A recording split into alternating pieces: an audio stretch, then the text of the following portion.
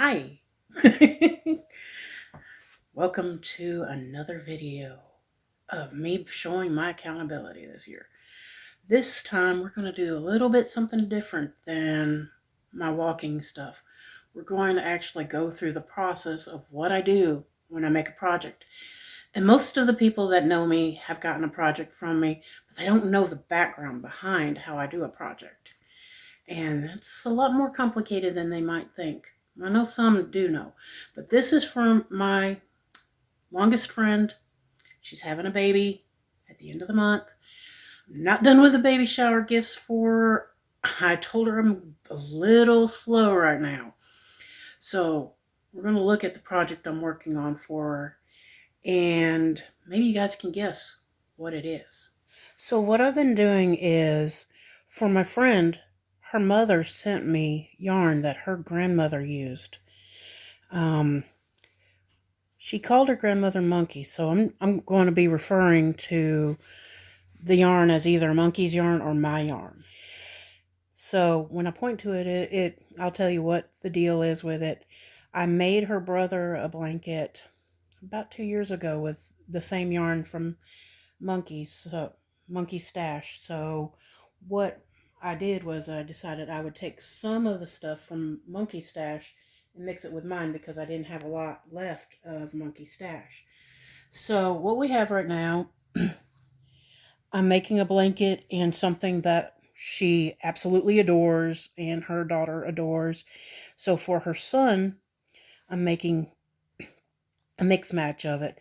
So this one right here is from my stash from some coasters I made. So it's going to be really sentimental because it's going to have a lot of tie-ins to other blankets I've made over the years. So this one is from the coaster set that I made for my in-laws for Christmas last year. This one right here is Monkey's yarn, and there's going to be a couple of them because I still have a full scan of yarn on this one left to go. The next one, we had monkey yarn on on her brother's baby blanket, but I didn't have any more left from Monkey's yarn, so I pulled from my own stash. Then there is the blue one up there, which I pulled from my stash, but I didn't have any more of the darker of the light blues. So I decided that anything that didn't have extra left over, where I ran out of what we call playing chicken with yarn, I'm just going to do it with a light baby blue up top just to give it some feel. The gray one beside the chicken yarn, as I call it, is from a baby blanket I made for my cousin for their baby that they had several years ago. Love that dove color though. The next one underneath it is another of Monkey Stash, and that's going to be prominent in this blanket. The one underneath is still from my stash, but was also used on her brother's blanket because that was also in the stash from Monkey's yarn.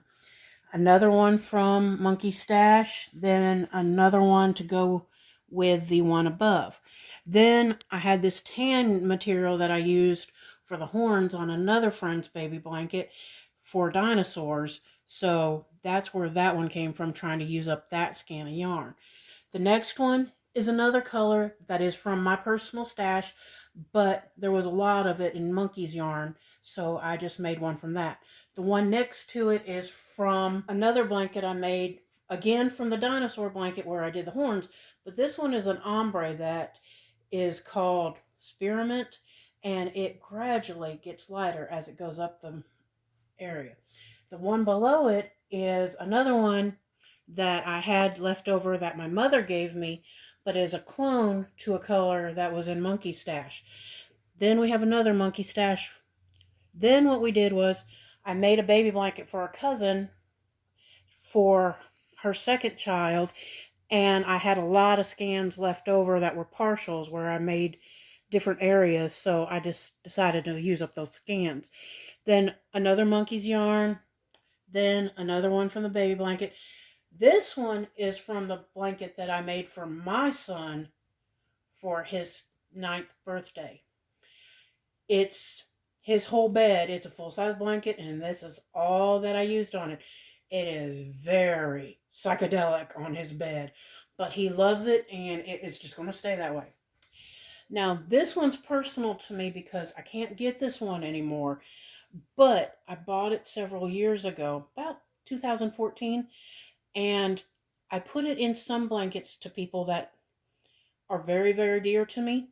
I rarely use it, but it's dear to me. It's my state's color.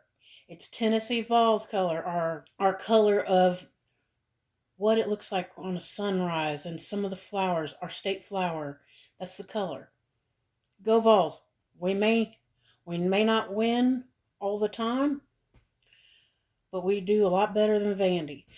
And the last one, it's another monkey yarn. I've got one more scan of that and we'll be done with it.